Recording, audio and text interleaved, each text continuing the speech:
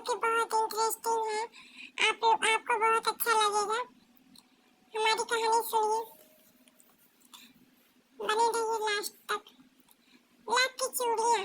सारे गांव में बदलू मुझे सबसे अच्छा आदमी लगता था, क्योंकि वह बहुत सुंदर सुंदर लाख की गोलियां बनाकर मुझे देता था। मुझे अपने मामा के गांव जाने में का सबसे बड़ा चाव यही था कि जब मैं वहां से लौटता था तो मेरे पास ढेर सारी गोलियां होती, रंग बिरंगी गोलियां, जो किसी भी बच्चे का मन मोह लेती थी। एक बच्चे की कहानी है, बच्चा सोचा अपने मन में। वैसे तो मेरे मामा के गांव का होने के कारण मुझे बदलू मामा कहना चाहिए था, परंतु मैं उसे बदलू मामा न कहकर काका कहता था। जैसा कि गांव के सभी बच्चे उसे कहा करते थे। बदलू का मकान कुछ ऊंचे पर बना था।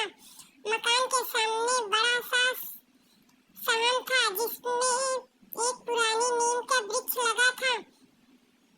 उसी के नीचे बैठकर बदलू अपना काम किया करता था।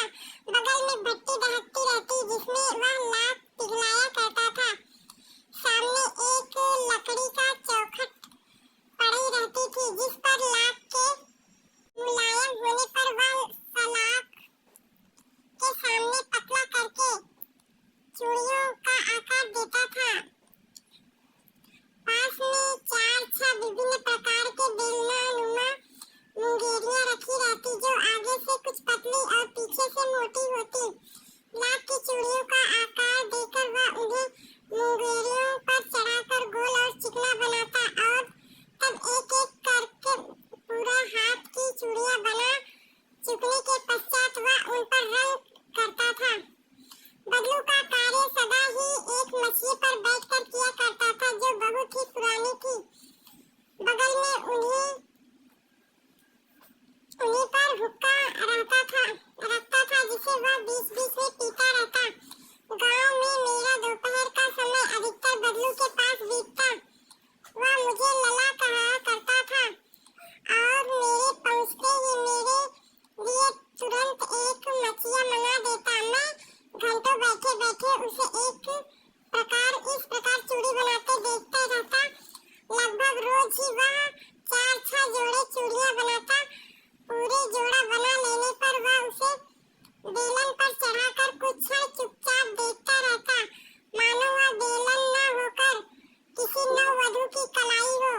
बदलू मनिहार था। चूड़ियां बनाना उसका पैतृक पेशा था और वास्तव में वही बहुत ही सुंदर चूड़ियां बनाता था। उसकी बनाई हुई चूड़ियों की खपत बहुत थी।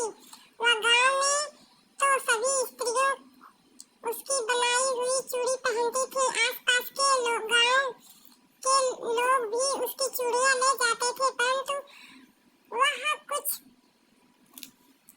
कभी चूड़ियों के बदले नहीं लेता था, कोई भी पैसा नहीं लेता था। उसका अभी तक वस्तु विनिमय का ही तरीका था और लोग अनाज के बदले चूड़ियां ले जाते थे। बदलू का स्वभाव बहुत सीधा था।